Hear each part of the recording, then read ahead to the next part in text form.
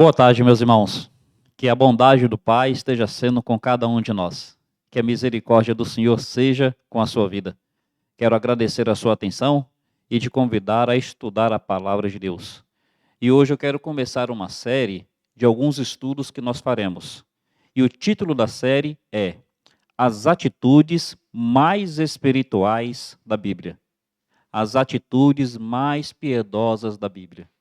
E hoje a gente vai estudar sobre o centurião da fé. Então, as atitudes mais espirituais da Bíblia. O centurião da fé. Antes eu quero te convidar a falarmos com Deus. Vamos buscar a face do Senhor. Deus bendito, estamos diante de Ti, carentes de graça e de misericórdia. Venha ao nosso encontro. Pedimos a Tua bondade sobre nossas vidas. Rogamos pelos nossos enfermos, a nossa irmã Darcy, Tua serva, Tua filha. Ó Pai, estende a Tua mão sobre ela. O nosso irmão Clay, esse homem que nos abençoa, ele, a sua família. Ó Pai, agrada-te dele e ministra, Pai, o Teu cuidado. Seja com Tia Nena, que está no hospital, seja com o pastor Nindoval. Cuida do Teu povo, Senhor. Rogamos a Ti por essa porção da Tua palavra. Vem falar conosco. Lembramos ainda do nosso irmão Raimundo, da irmã Fátima. Tem misericórdia deles.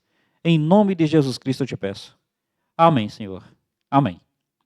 Meus irmãos, eu quero convidá-los então a abrirem suas Bíblias em Lucas capítulo 7. Nós leremos dos versos 1 a 10. É onde tem a narrativa deste centurião da fé. Diz assim, Lucas 7, a partir do verso 1. Quando Jesus acabou de dizer estas palavras, sendo ouvido pelo povo, entrou em Cafarnaum. E um servo do centurião, a quem seu senhor muito estimava, estava doente, à beira da morte. Tendo ouvido falar de Jesus, o centurião enviou algumas autoridades dos judeus a pedir-lhe que viesse curar o seu servo. Aproximando-se de Jesus, eles lhe rogavam com insistência, dizendo: ele é digno de que lhe concedas isto, porque ama a nossa nação e ele mesmo construiu para nós a sinagoga. Jesus foi com eles, mas quando já estava perto da casa, o centurião enviou alguns amigos para dizer-lhe: Senhor, não te incomodes, pois não sou digno de que entres debaixo do meu teto. Por isso não me julguei digno nem mesmo de ir ao teu encontro. Dize, porém, uma palavra, e o meu servo será curado. Pois eu também sou homem sujeito à autoridade, e tenho soldados sob minhas ordens. Digo a este, vai, e ele vai. E a outro, vem, e ele vem. E ao meu servo, faz isto, e ele faz. Ouvindo Jesus, ficou admirado com ele, e voltando-se para a multidão que o seguia, disse: eu vos afirmo que nem mesmo em Israel encontrei tamanha fé. E quando os emissários voltaram para casa, encontraram o servo com saúde. Meus irmãos, está aqui a narrativa. E dentro dessa narrativa, eu quero incluir esse centurião com o título: As Atitudes Mais Espirituais da Bíblia.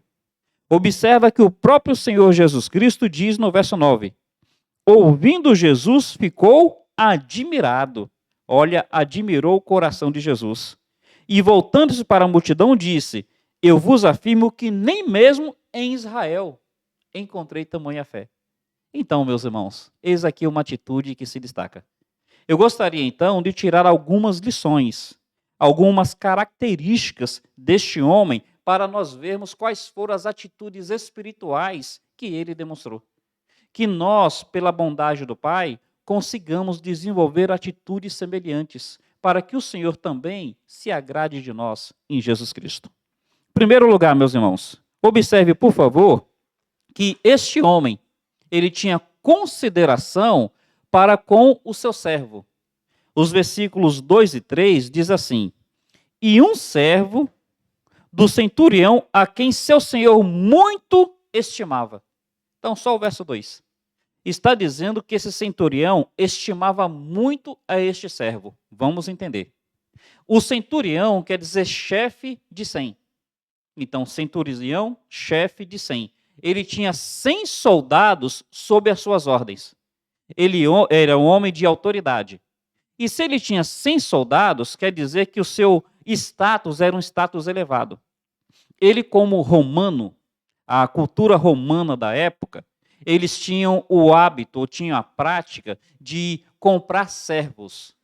E naquela cultura romana, o servo, ele era um objeto, uma posse como outra qualquer.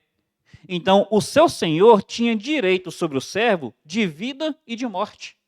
Não estou dizendo que é certo, mas na cultura romana funcionava assim. Então, para os centuriões da época, para os homens da época, ora, o servo era tão somente uma posse, a qual ele poderia ou não atribuir valor. Tinha direito de vida e de morte.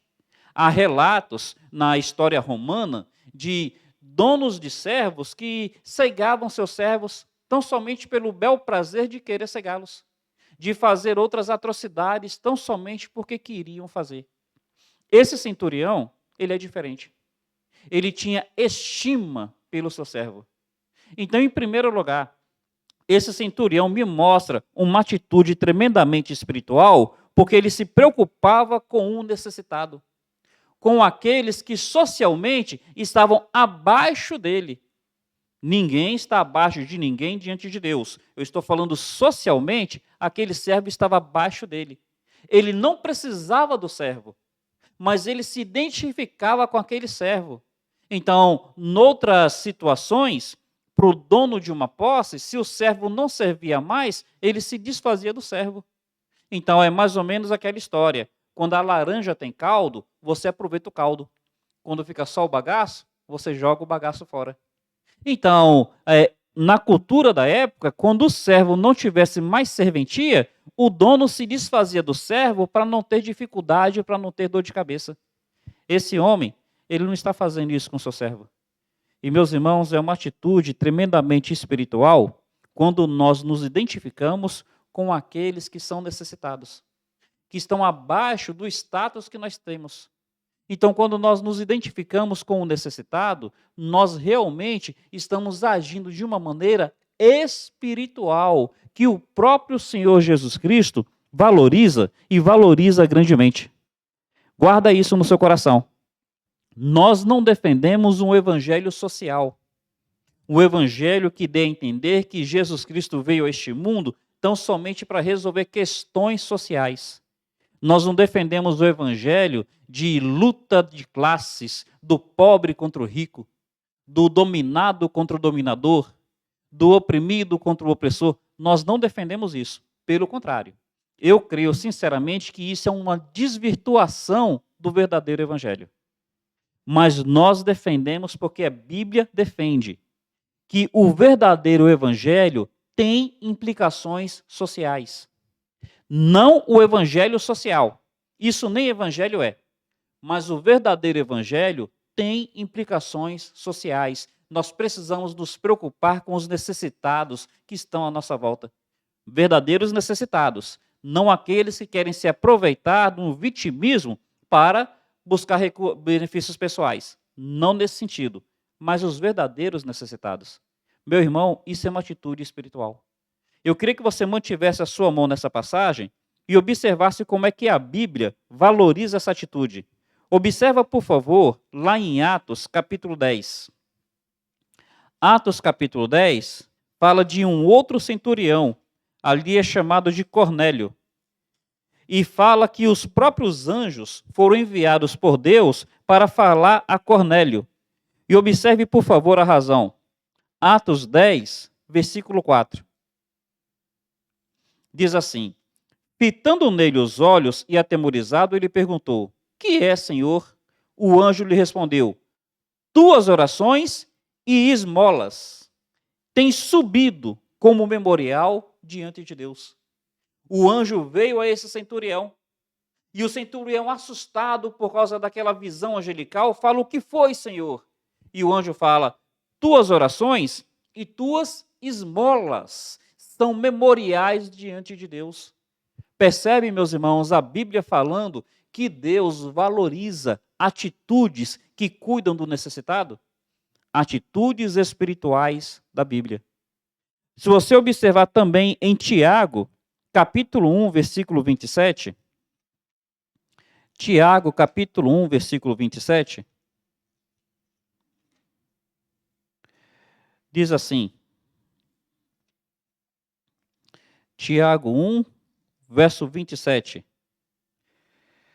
A religião pura e imaculada diante do nosso Deus é esta: visitar os órfãos e as viúvas nas suas dificuldades e não se contaminar com o mundo. Então a religião realmente envolve uma separação do mundo, mas também envolve uma inserção no mundo para cuidar dos seus necessitados. Então, meus irmãos, quando nós fazemos isso, nós estamos tendo atitudes espirituais.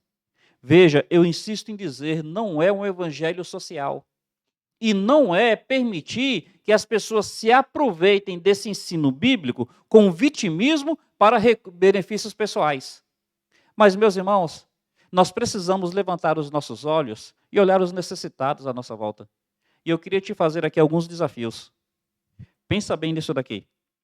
Quando você olha na sua vizinhança, você consegue perceber à sua volta, na sua vizinhança, pessoas que talvez estejam desprovidas? Tenta ajudar uma vez ou outra com uma conta de luz, com uma conta de água. Tenta ajudar uma vez ou outra com uma cesta básica. Meus irmãos, nós precisamos ser sensíveis quando nós entramos na nossa comunidade evangélica, quando nós chegamos na nossa igreja. Será que nós conseguimos olhar à nossa volta e perceber irmãos ou irmãs que estão com alguma dificuldade? Fazer aqui algumas sugestões. Você, de repente, olha para aquele rapazote na sua igreja, ele está com 13, 14 anos, e quando ele vai dar um sorriso, você percebe assim que os dentes, eles não estão bem ajustados. Meu irmão, olha, o tratamento dentário é um tratamento assim, às vezes, um pouco caro. Mas muitas vezes é tão somente uma manutenção mensal de R$ 100 por mês. De repente ele, a família, não tem condições de fazer isso. Será que a gente não pode se identificar um pouco mais com realidades assim? Atitudes espirituais da Bíblia. As atitudes mais espirituais. Começa com essa atitude de cuidado com os necessitados que estão à nossa volta. Aquele centurião olhava para o servo e não via apenas uma laranja que perdeu o caldo e agora ele dispensaria o bagaço. Pelo contrário, ele se identificou com aquele servo, o estimava e se esforçou em promover a sua cura. Segunda atitude. Quando as autoridades judaicas vão até Jesus, olha o que as autoridades judaicas dizem a Jesus. Versículos 4 e 5 de Lucas capítulo 7. Aproximando-se de Jesus, eles lhes rogavam com insistência, dizendo: ele é digno que lhe concedas isso, porque ama o nosso povo e ele mesmo construiu a nós a sinagoga. Meus irmãos, parece que este homem, ele era interessado pelos seus necessitados, mas ele também era interessado pelo serviço de Deus. Ele era gentil, ele era romano, ele está passando um tempo em Cafarnaum. E o que ele percebe? Que o povo de Deus em Cafarnaum precisa de uma sinagoga. A sinagoga é um local de reunião religiosa dos judeus. Ele, sendo gentil, ele estava financiando a construção de algo que não beneficiaria ele enquanto gentil, beneficiaria o judeu. Mas por que ele está fazendo isso? Ele amava os judeus. E ele construiu a sinagoga porque na sinagoga os judeus procuravam aprender de Deus. Meus irmãos, eis aqui um homem que queria que as pessoas aprendessem cada vez mais sobre o Deus Altíssimo. A sinagoga é um local de ensino, a sinagoga é um local de aprendizado. Ensino da palavra de Deus, aprendizado da palavra de Deus. E ele queria promover esse ensino, ele queria promover esse aprendizado. Meus irmãos, as atitudes espirituais da Bíblia estão diretamente relacionadas com a promoção do reino de Deus na terra. Se nós realmente queremos ter atitudes espirituais, precisamos estar diretamente ligados à expansão do reino. Como é que a gente aprende sobre Jesus Cristo?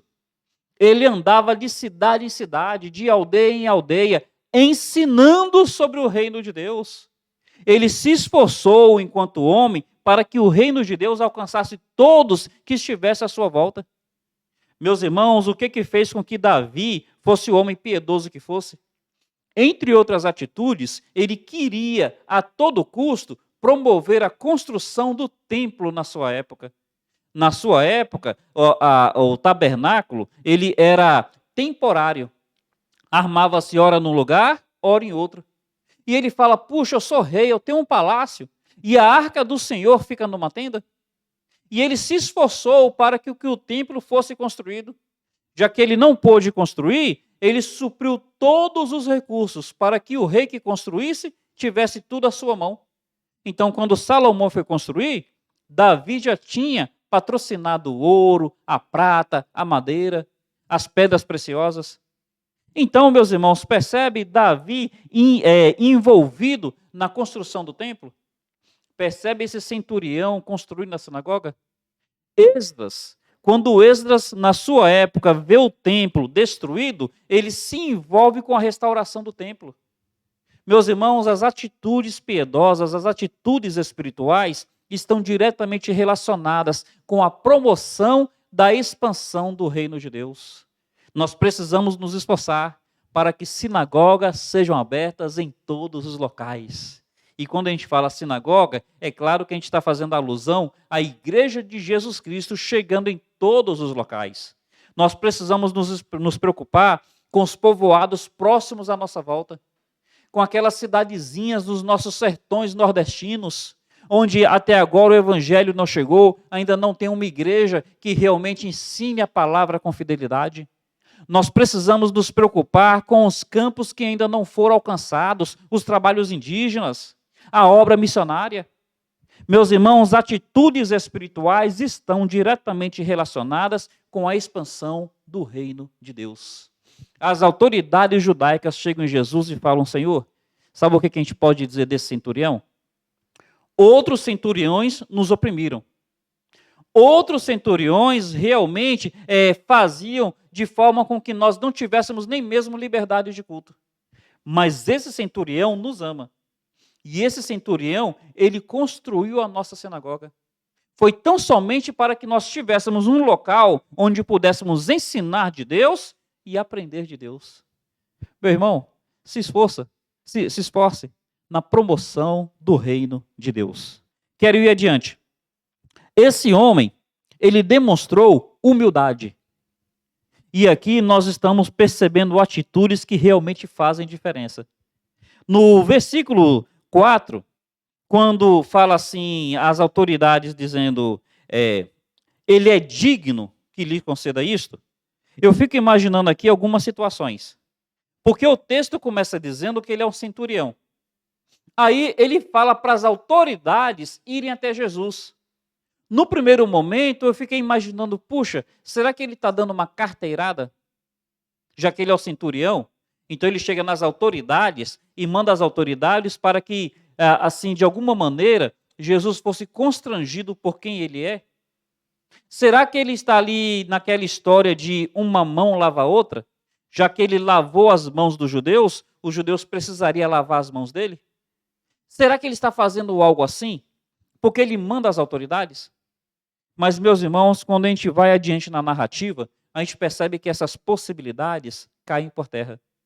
No versículo 7, versículo 6 fala assim, Jesus foi com eles, mas quando já estava perto da casa, o centurião enviou alguns amigos para dizer-lhes, Senhor, não te incomodes, pois não sou digno que entres debaixo do meu teto. E no verso 7 ele fala, por isso não me julguei digno nem mesmo de ir ao teu encontro. Então o que a gente está percebendo? Que ele não usou do seu status. Quando ele pediu para as autoridades irem a Jesus, não é que ele estava querendo dar a entender que ele era importante. É que ele não se sentia digno de ir diretamente. E aqui, meus irmãos, quando a gente fala de atitudes espirituais, a percepção de quem eu sou e a maneira como eu ajo, olha, isso vai mostrar espiritualidade ou carnalidade. A percepção que eu tenho de mim mesmo e como eu ajo a partir dessa percepção vai mostrar se eu estou entre os mais espirituais ou entre os mais carnais. Observe bem a diferença. No versículo 4, as autoridades falam, ele é digno que lhe concedas isso. Então as autoridades estão dizendo que ele é digno. Mas no versículo 6, ele mesmo fala de si: eu não sou digno. Meus irmãos, a humildade nos leva realmente a olharmos para nós não a partir de quem os outros dizem que nós somos. Então, os outros, de repente, estão dizendo que você é a última bolacha do pacote. Os outros estão dizendo que você é o bambambam, que você é o tal. E o que muita gente se permite com isso? Se permite inchar, se permite inflar, se permite cada vez ter uma percepção exaltada de si mesmo. E tristes são os que vão por esse caminho. Eu costumo dizer, e isso é uma verdade que eu tenho para mim, o que o diabo não fizer na minha vida com pedradas, ele vai fazer com flores. Então, se o diabo ele não consegue atrapalhar a minha caminhada com perseguição, com críticas, ele vai fazer com elogios. Ele vai fazer com que as pessoas me levem a achar que eu sou alguma coisa.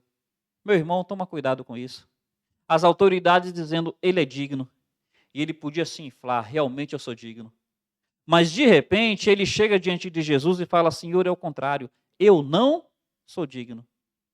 Ele poderia dizer assim, olha, mas eu sou um centurião, mas eu construí a sinagoga, mas eu faço isso, mas eu faço aquilo, mas eu sou assim uma pessoa caridosa, eu estou preocupado com meu servo. Não, aquele homem olha para si, ele fala, Senhor, eu não sou digno. Uma postura de humildade, meus irmãos. E em cima dessa humildade, ele fala, olha, eu não me sinto nem no direito de que o Senhor entre na minha casa. Meu irmão, quando você olha para você, você pode dizer que você é humilde? E eu vou te contar uma coisa. Se você disser que você é humilde, você acabou de demonstrar orgulho. Porque a humildade, ela é uma coisa assim tão, como é que a gente pode dizer, misteriosa. Ela é tão misteriosa que quando eu acho que eu sou humilde, eu acabei de perder a minha humildade. Meu irmão, eu quero te falar, eu sou uma pessoa orgulhosa. O Vitor é uma pessoa orgulhosa. Eu sou uma pessoa arrogante. Eu sou uma pessoa que eu me acho cheio de mim. E eu preciso constantemente lutar contra isso, porque a humildade não é algo natural do homem. A humildade é algo que nós precisamos buscar com atitudes espirituais. Nós precisamos chegar diante do Senhor e pedir para que Ele desenvolva em nós esse coração humilde. Foi o próprio Senhor Jesus Cristo que disse assim, aprendei de mim, que sou manso e humilde de coração. A humildade não é inata, a humildade precisa ser aprendida. Meu irmão, nós precisamos ser humildes como maridos. Você é um marido humilde? Nós precisamos ser humildes como pais. Você é um pai humilde? Nós precisamos ser humildes como filhos. Você é um filho humilde? Nós precisamos ser humildes com a posição que nós temos na nossa caminhada. Enquanto pastor, eu devo ser humilde. E olha, enquanto membro de igreja, nós precisamos ser humildes. Você é humilde? Meus irmãos, meus amigos, como é que isso daqui é algo que nós precisamos realmente buscar e nos esforçar para desenvolver? Porque isso é algo que falta ao homem. Eu tenho aprendido que a dificuldade de casamento é tão somente esta, falta de humildade. Por que falta respeito? Não tem humildade. Por que criticam tanto um ao outro? Porque não tem humildade. Por que batem tanto de frente um com o outro? Falta de humildade. Eu tenho aprendido que a grande dificuldade na caminhada da igreja é falta de humildade. E, meus irmãos, observemos, porque é isso que o Senhor mais pede na Bíblia. Miqueias, capítulo 5, versículo 8, ou é 8, versículo 5, o que Deus requer de ti, ó homem? A não ser que andes humildemente diante dele. O que Deus requer? Como é que diz lá em 2 Crônicas 7,14? Se o meu povo, que se chama pelo meu nome, se humilhar. Começa com isso. Se humilhar. Como é que Jesus Cristo disse? Aquele que se humilhar, será exaltado. Como é que lá em Tiago está escrito? Humilhai-vos sob a potente mão de Deus e ele a seu tempo vos exaltará. Mais uma vez Pedro diz da mesma coisa. Meus irmãos, entre as atitudes mais espirituais da Bíblia, humildade se sobressai. Humildade é uma que sempre vai ficar em evidência. E eu vou insistir em dizer, quando você disser que é humilde, lembra que você acabou de perder essa humildade. A tendência da gente é sermos orgulhosos. É isso que está no nosso coração. Primeiro eu, depois eu e mais uma vez eu. Eu sempre tenho razões para ficar ofendido. Eu sempre tenho razões para fazer o que eu faço. Eu sempre tenho razões e essas razões mostram que eu estou sempre certo. Olha, esse centurião, Jesus Cristo vai dizer que ficou admirado com ele. E entre essas admirações, para mim, está o fator humildade. Meus irmãos, quando nós estamos diante das adversidades, nós percebemos o quanto que nós não somos nada. Está ali o centurião diante da doença daquela pessoa que ele amava. E diante da doença daquela pessoa que ele amava, ele percebe que seu dinheiro não resolvia o problema, que seu status não resolvia o problema, que todos os seus feitos não resolviam o problema. Será que as pessoas precisam passar por adversidade para desenvolver humildade? Será que a gente precisa realmente passar pela adversidade para a gente sair do nosso salto? Para a gente perceber que o nosso status, que os nossos recursos, que as nossas potencialidades, elas não são nada? Às vezes, pensando no meio da igreja, porque um irmão ou outro ele tem um talento especial, de repente ele prega bem, de repente ele tem um dom de liderança, de repente ele toca algum instrumento, ele canta muito bem, ou de repente ele tem um recurso a mais que os outros. Às vezes porque o irmão assim, ele foi presenteado, privilegiado de uma maneira especial, ele começa a achar que está acima dos outros. Tem até aquele que se acha insubstituível. Eu gostei de um artigo essa semana, onde o autor dizia assim: o cemitério está cheio de pessoas insubstituíveis. Meu irmão, pensa nisso. Nós não precisamos passar por adversidade para descobrir que nós não somos nada. Nós podemos realmente buscar desenvolver isso diante do Senhor. E sabe algo que nos mostra ainda mais o quanto que nós não somos nada? É quando nós estamos diante da grandeza de Jesus Cristo. Eu não quero passar por adversidade para perceber que eu não sou nada. Mas eu quero cada vez buscar mais a grandeza de Jesus Cristo para que diante dele eu perceba que eu não sou nada. Eu preciso do Senhor. Eu careço do Senhor.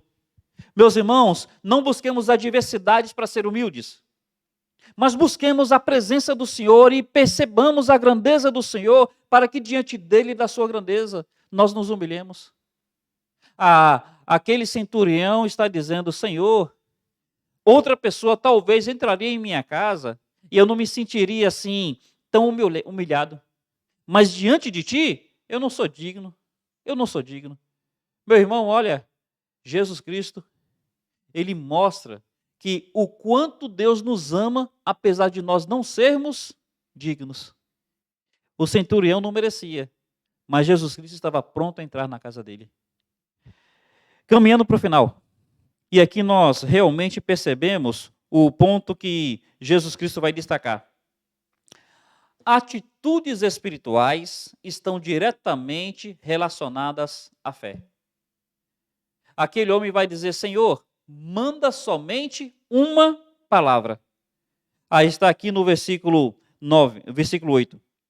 Pois eu também sou homem sujeito à autoridade, tenho um soldado sob minha autoridade. Digo a este, vai, ele vai. Diz a outro, vem, ele vem. Ao meu servo faz isso, e ele faz. Desculpe, no versículo anterior, versículo 7, o finalzinho fala assim: porém, uma palavra e o meu servo será curado. Ele confiava que apenas uma palavra de Cristo e o seu servo seria curado. Observe, ele esteve com as autoridades judaicas, mas ele não falou às autoridades que uma palavra das autoridades resolveria o problema. Então, por mais que ele respeitasse as autoridades judaicas, ele não está dizendo que aquelas autoridades resolveriam o problema. Mas a palavra de Cristo, e aqui está a nossa ideia do que é fé. Fé é quando nós confiamos em Jesus Cristo e em sua palavra. E a partir de Jesus Cristo e da sua palavra, os seus feitos farão resultados em nossa vida. Meus irmãos, nós precisamos confiar nisso. Ora, não é nas autoridades judaicas, não é no pastor, não é naquele irmão piedoso que ora tanto, que é tão envolvido. Não, é na palavra de Cristo. É em Cristo e em sua palavra. Ele está dizendo, olha, uma palavra apenas do Senhor e o meu servo será curado.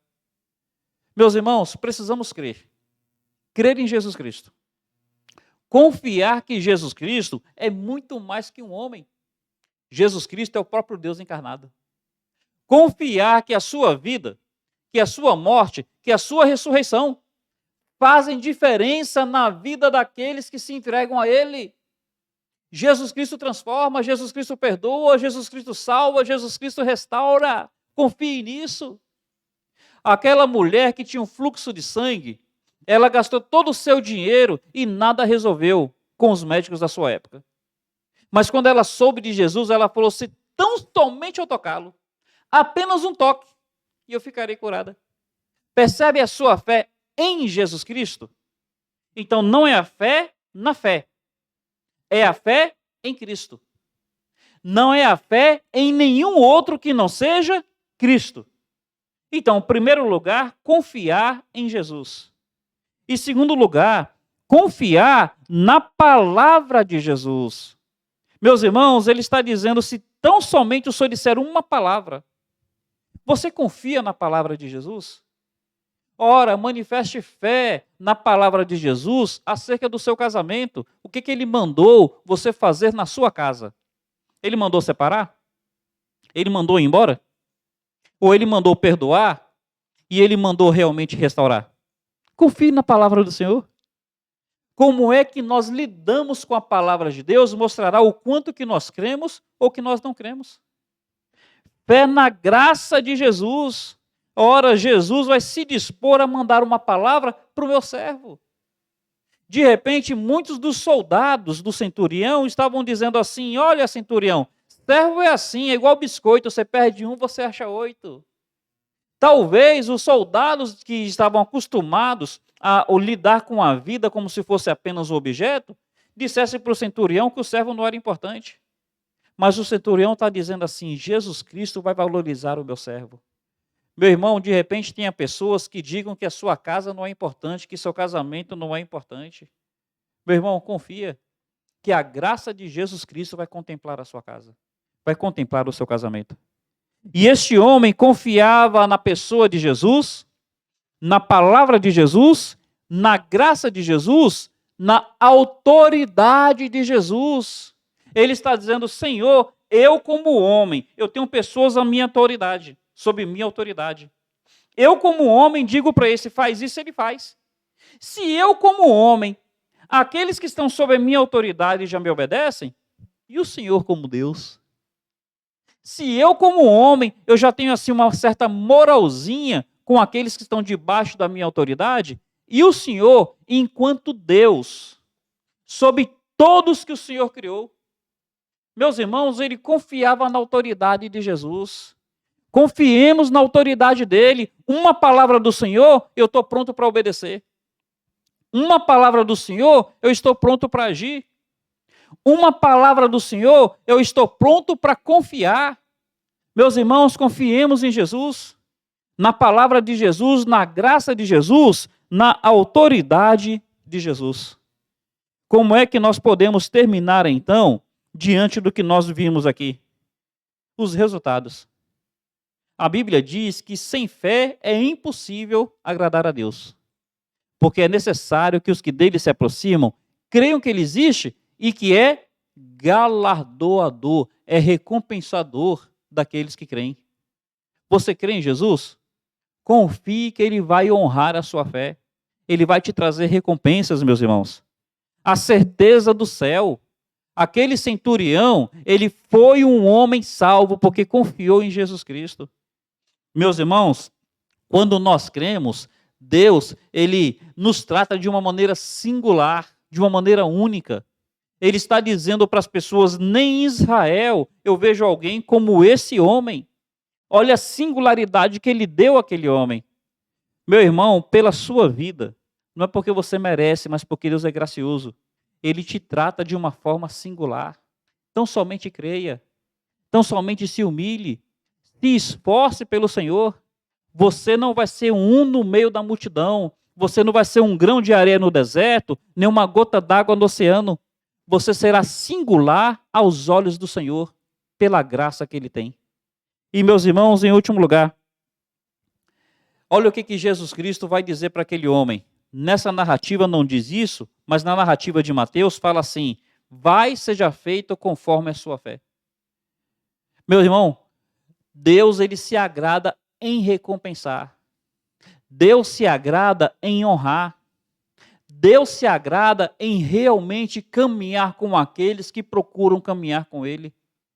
As atitudes espirituais do povo de Deus são atitudes que o Senhor honra. E nessa tarde eu quis destacar o centurião da fé. Que essas verdades, que essas lições, de alguma maneira, nos motive, nos desafie, nos leve a procurar atitudes semelhantes. Meus irmãos, cuidemos dos necessitados que estão à nossa volta. Nos envolvamos com a expansão do reino. Cultivemos em nosso coração humildade. E, meus irmãos, confiemos, nos esforcemos em confiar, perseveremos na fé que o Senhor honra na vida do seu povo. Que a palavra de Deus tenha sempre esse lugar especial em nossas vidas. Que o Senhor nos abençoe. Vamos falar com Deus mais uma vez. Pai bendito, agradecemos pelo tempo que o Senhor nos concedeu aqui, que de alguma forma o Senhor se agrade para abençoar o teu povo, Pai. Que tua misericórdia seja conosco. Em nome de Jesus Cristo eu te peço. Amém, Senhor. Amém. Amanhã à noite, quarta-feira, vai ser o nosso culto de assembleia. Aí nós não teremos a nossa transmissão ao vivo, mas nós deixaremos aqui uma live para aqueles que quiserem acompanhar no horário do culto. Um carinhoso abraço a todos. Até mais.